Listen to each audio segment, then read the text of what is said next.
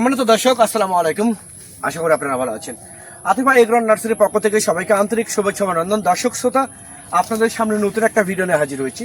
যে ভিডিওটা মূলত হচ্ছে থাই 12 মাসে কাটিবন একটা আম গাছ। দেখেন এখনো স্টিল লাউ ফল ধরে আছে এবং এই সাইডে দেখেন অলরেডি মুকুল চলে আসছে। দেখেন এরকম ফল এবং মুকুল সহ এবং এক মুষ্টি গাছের এটা স্ট্রেটলি একটা গাছ।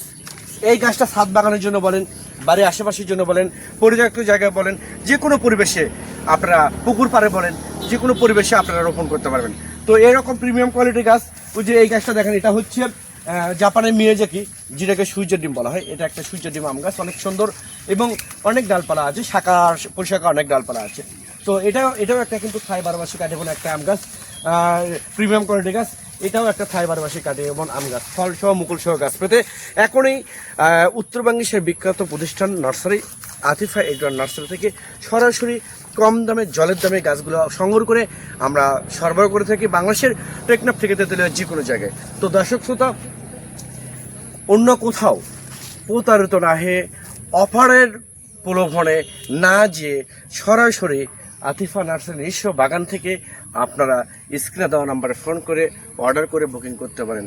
আল্লাহ হাফেজ।